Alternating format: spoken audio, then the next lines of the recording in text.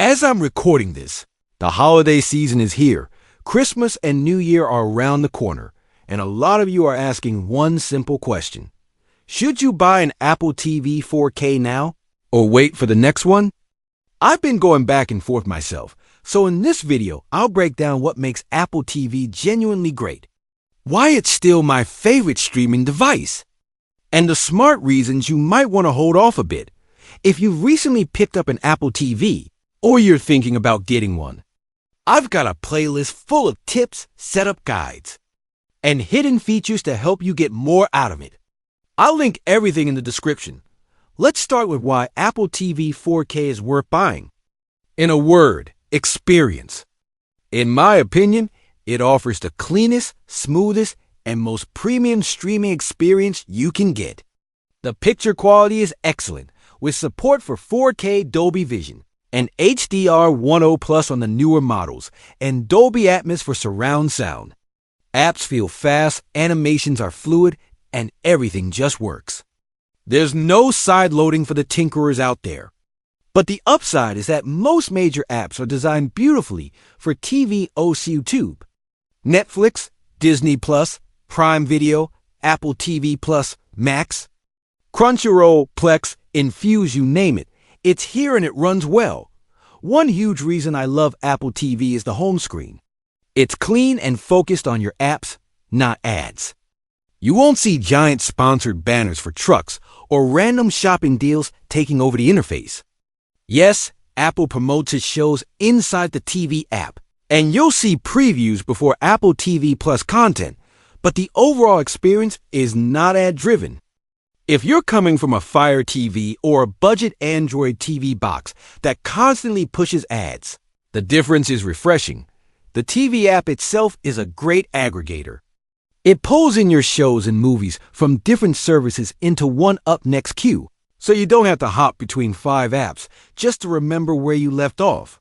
Siri's Universal Search is also smarter than people give it credit for, say, the name of a movie, an actor, or even comedies from the 90s, and it will help you find where to watch with the best quality. Beyond streaming, the deep integration with Apple services is a big deal if you live in the Apple ecosystem. Apple Music has full lyrics and music videos. Photos brings your iCloud library and shared albums to the biggest screen in your house. Fitness Plus is fantastic. If you have an Apple Watch, your heart rate, rings, and timers pop right on the TV during workouts. Apple Arcade has a growing library of casual and family games that run smoothly, and you can pair PlayStation or Xbox controllers for a proper console-like feel.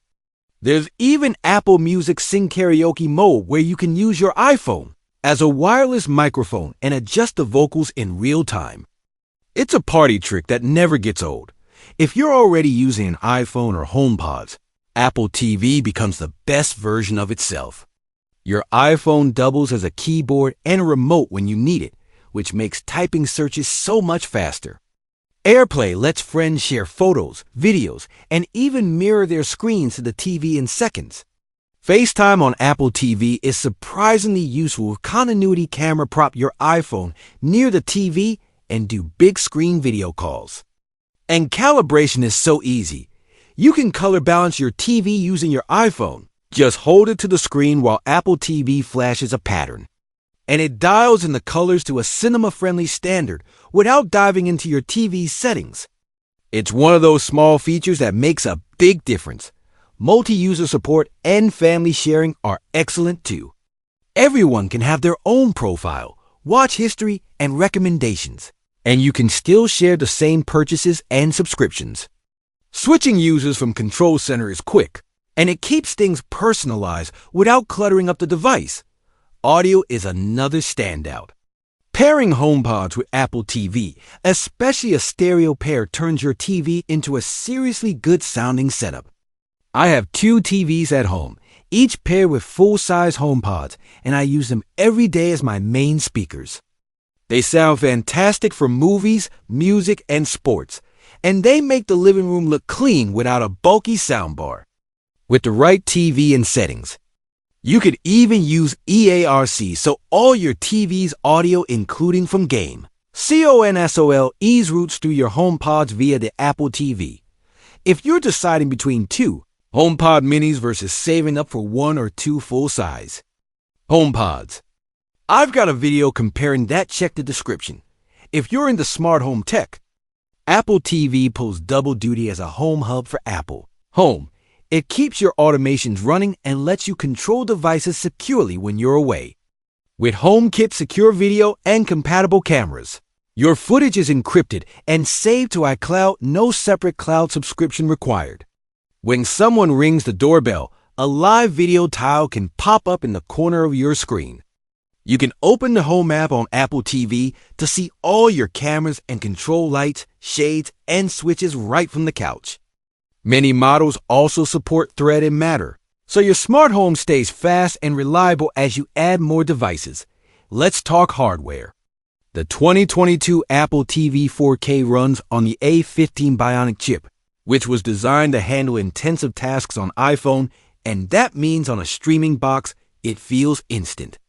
Scrolling, launching apps, switching between heavy services, it's all smooth. Apple also tends to support its devices with software updates for years, so an Apple TV usually ages better than cheaper sticks and boxes. The Siri remote charges via USB-C, and while people have strong feelings about remotes, this one is solid.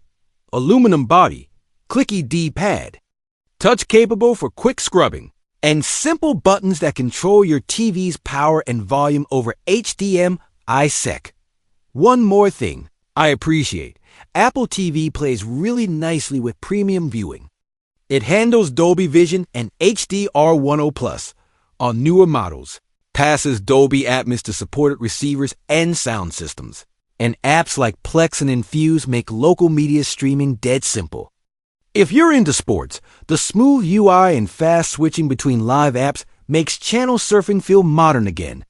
And if you like watching with AirPods Pro or AirPods Max, you get spatial audio and low-latency private listening without waking up the whole house. So, why might you want to wait? The biggest reason is the rumor mill.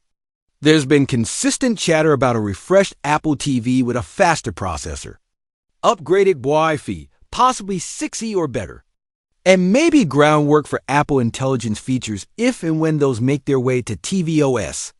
It's not expected to be a radical redesign, but it could bring meaningful improvements in speed, voice features, or gaming.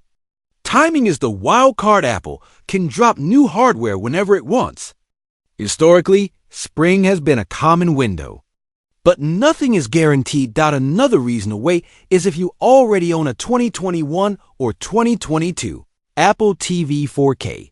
The latest tvOS updates breathe new life into these boxes with better profiles, improved FaceTime and AirPlay experiences, and quality of life tweaks across the system. Performance-wise, they're still fast. There's honestly nothing I do on my 2022 unit that makes me feel like I'm missing out.